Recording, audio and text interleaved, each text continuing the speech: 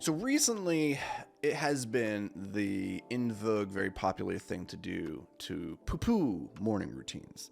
I've been seeing a lot of content recently on Twitter, on Instagram, about from people who are just hating on the idea of biohacking, of morning routines, and I think this is a little bit of a throwing the baby out with the bathwater situation. And the person I think who is the biggest culprit here of hating on the morning routines is probably Alex Ramosi. And I'm a big fan of Alex. I think he's great. I think a lot of what he says, though, is often misinterpreted or misunderstood, specifically when you talk about a morning routine. Because one of the things I keep coming back to around the idea of a morning routine is that everybody has a morning routine. It's simply a matter of, is that morning routine moving you towards the goals you actually have set for yourself? And this isn't just about morning routines, it's actually about everything that we do in life when it comes to task and prioritization and understanding what are the things that are the highest and best use of my time that will actually move me towards my goals. And this is something that we historically struggle with because, again, there's two versions of yourself, right? You have the biological you have the modern you. The biological you is lazy. It wants nothing more than just to keep you alive long enough to procreate. It wants you to survive while expending as little energy as possible. That's the biological you. The modern you, on the other hand, is the you that has formed because you are not overwhelmed by existential threats anymore. And it's freed up parts of your mind to focus on questions of what's it mean to live a life of meaning, purpose, and value, right? And those questions, they require energy. They require expenditure of effort and potentially taking on a little bit of risk, right? So these two selves, your biological self and your modern self, they're inherently at odds because one just wants to survive, the other is looking to thrive. So on any given day, we have this battle playing out between our two selves. And the biological you is a very, very powerful source, a very powerful force in the universe because it has succeeded in its primary objective for like 200,000 years of keeping you alive long enough to pass along your genes, right? So we can't underestimate just how powerful the biological you is. And the biological you is really great at getting you to do really stupid things that aren't actually moving you towards your goals. I call this watering fake plants. The biological you is really good at getting you to do things that are not actually helpful in the grand scheme of things. They give you the illusion of being productive when in reality you're simply being busy. So recognizing that we have this other version of ourselves that we're battling every single day, and that it's a very powerful force, and that it is inherently trying to get us to not focus on the things that are going to move us towards our goals, but rather to focus on the easy things that will feel like progress while not actually having to expend the maximum amount of energy.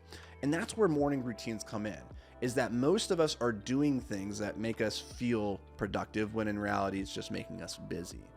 And the problem with the morning routine is we go through the motions, checking the boxes, thinking we have to do this, otherwise we're not going to be able to do that. And that's the part that Alex, I think, nails, is that when we use our morning routines as a crutch to say, I can't be at my best because I haven't done my morning routine, well, you have just created an environment where you are inherently fragile. You miss your morning routine and suddenly you're thrown off of your game. And there's going to be days that happens. So does that mean the whole day is just a wash? No, you need to build resilience into your life and not become dependent on the morning routine. Now, with that said, no athlete, no performer, no speaker in the world, nobody goes onto stage or into the field of battle without doing a warm-up, right? You have never heard of an Olympic athlete just stepping onto the field without having done at least a couple of stretches, right? Get the blood going a little bit. And yet, we go into our days sometimes, we go into our tasks or to the field of focus where we have this work that we want to do, and we don't do a warm-up routine. And then we pull the muscle, 15 seconds later, we're like falling down a rabbit hole on YouTube, and we're like, how did this happen? Well, it's because you didn't prime yourself to, foster focus. You didn't prime your body and your mind. And I think that's where the morning routine, that's where these rituals are valuable, is because they serve as a priming mechanism to get into the zone. But often, again, going back to the question of the biological you, often we create these elaborate morning routines that stretch 2, 3, 4 hours. And what ends up happening is it comes at the expense of the work itself that needs to be done. So if you're warming up too much to the fact that now you're tired in the performance, you've really gone and throwing the baby out with the bathwater. You have missed the point entirely, right? Like athletes don't warm up to the point of exhaustion. And that's what happens, I think, a lot with the morning routines, where it's like 2-3 straight hours of like, I got to do my grounding. I got to do my red light therapy. I got to do my cold plunge. I got to go do my workout. I got to do my meditation. I got to do my gratitude journal, right? All these little things that add up. And next thing you know, it's taking you 2-3 hours just to show up and do the work. Now, this assumes your primary objective and goal in life is to do the work and to make money. But there's other reasons why we might do a morning routine. It doesn't have to be towards some end of being more productive. I think productivity is great. Don't get me wrong. I'm all about it. I think we feel our best when we are being productive, meaningful members of society. However, it's not the only reason to do a thing. Sometimes it's nice just to take a few hours in the morning for you before life starts to impose its will on you. And you can just carve out that time and just be. And I think there's beauty in that as well. And it doesn't always have to be about being productive and getting things done. Sometimes you just want to sit and meditate, or you just want to go for a long walk so that you can have that time for yourself before you rage into battle. And that's completely okay.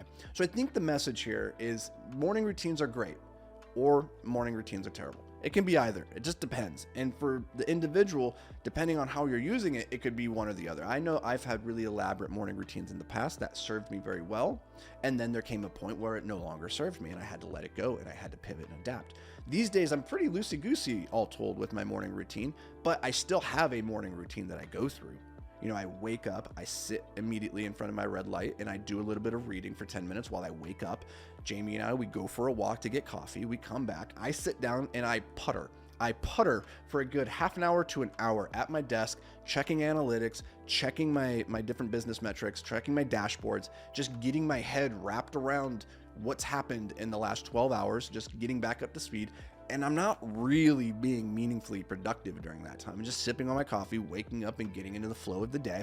And then once I've done that, by the time my coffee is done, I'm feeling pretty dang good and ready to go. Like, it's not an extensive, crazy morning routine at this point, but it's effective for me. And I think that's the key here, is to find what works for you and forget everybody else. Even me, regardless of, like, forget what I'm saying. Like, take the parts that serve you, discard the parts that don't. Hopefully this brought you a little bit of value. Hopefully it brought you maybe one or two things that you can chew on and maybe implement into your life and bring you a little bit of value. If that's the case, huzzah, we win. And we'll catch you back here tomorrow. But until then, stay hyper-focused, my friend.